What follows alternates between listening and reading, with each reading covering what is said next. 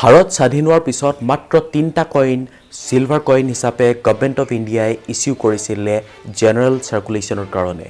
হয় বন্ধুসকল এই কথাটো কোৱা কাৰণটো হ'ল যে আমি দেখা পাওঁ 1947 ৰ আগত ভাৰতত যিমানখিনি কইনছ ইস্যু কৰিছিলে ম্যাক্সিমাম কইনছ গোল্ড সিলভাৰ আৰু কপাৰ আৰু একেবাৰে শেষলৈ আমি নিকেল দেখা পাওঁ হয় বন্ধুসকল গোল্ডৰ বিষয়ে আমি কথা নকওঁ কাৰণ এটো স্পেশাল ট্ৰেডত ইউজ কৰিছিল সাৰ্কুলেশ্যনত অহা নাছিলে কিন্তু সিলভাৰ কইন আৰু কপাৰ কইন খুব ইউজ হৈছিলে ৰূপৰ মুদ্ৰা খুব ব্যৱহাৰ কৰা হৈছিলে কিন্তু ইন্ডিপেন্ডেন্সৰ পিছত আমি দেখা পাওঁ মাত্ৰ 3টা কইন আৰু সেই 3টা কইন সিলভাৰ কইন হিচাপে গভৰ্নমেণ্ট অফ ইণ্ডিয়াই ইস্যু কৰিছিলে হয় বন্ধুসকল এটা দুখৰ কথা কিন্তু যাই হওক আজি আমি কথা পাতিবলৈ গৈ আছো এই 3টা কইনৰ ভিতৰত এটা কইন আৰু সেই কইনটোৱে সবতকে কষ্টলি কইন আছিলে সেই 3টা কইনৰ ভিতৰত হয় বন্ধুসকল এটা কমেমোৰেটিভ কইন হয় 10 টকাৰ কইন হয় তাৰ বিষয়ে আমি ডিটেইলছত আগলৈ ভিডিঅ'টোত কথা পাতিম সম্পূৰ্ণ ভিডিঅ'টো চাই থাকিব এটা খুব ইন্টাৰেষ্টিং খুব ধুনীয়া কইন এটাৰ বিষয়ে আমি কথা ক'বলৈ গৈ আছো আপোনালোকে জানিও ভাল পাব আৰু সেই কইনটো প্ৰাইচটো মই পিছলৈ আপোনালোকক ক'বলৈ গৈ আছো নমস্কাৰ বন্ধুসকল মোৰ নামটো প্ৰণজল বৰা আপোনালোকে চাই আছে প্ৰাঞ্জু বৰা চেনেল মই মোৰ ভিডিঅ'বিলাক ইনফৰ্মেটিভ বনাও কইনছ আৰু কাৰেন্সি নোটছৰ ওপৰত আহক এতিয়া ভিডিঅ'টো আমি আৰম্ভ কৰোঁ 1945ত FAO food and agriculture organisation আৰম্ভ হৈছিলে আৰু তেতিয়াৰ পৰা এতিয়ালৈ ভাৰতো সেই অৰ্গেনাইজেশ্যনটো এটা মেম্বাৰ দেশ হয় 1970ত 25th এনিভাৰ্সাৰী উপলক্ষে গভৰ্নমেণ্ট অফ ইণ্ডিয়াই এটা কমেমোৰেটিভ কইন ইস্যু কৰিছিলে FAO কমেমোৰেট কৰিবলৈ আৰু সেই কইনটোৱে হ'ল 10 টকাৰ সান লোটাস কইন আৰু মোৰ হাতত আপোনালোকে যোনটো কইন দেখা পাইছে এই কইনটোৱে হ'ল সান লোটাস কইন 10 টকাৰ বন্ধুসকল এটা খুব ধুনীয়া কমেমোৰেটিভ কইন হয় ইয়াৰ ডিজাইনটো যদি আপুনি চাই ওপৰত আপুনি দেখা পাব সান ৰাইজিং সান এটা তলত আপুনি দেখা পাব পদুম ফুল অলপ ওয়াটাৰ ওয়েভ আছে আৰু তলত 1970 দিনৰ ইয়াৰটো লিখা আছে সাইডত ফুল আছে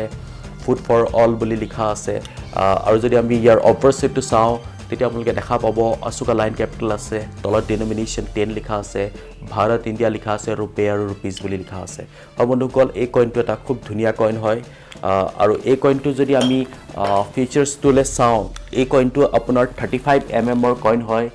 15 গ্ৰাম ওজনৰ কইন হয় সিলভাৰ কইন হয় আৰু সাৰ্কুলাৰ হয় ইয়াৰ যদি আমি এজটো চাওঁ এটা এটা ৰিডেড এজ কইন হয়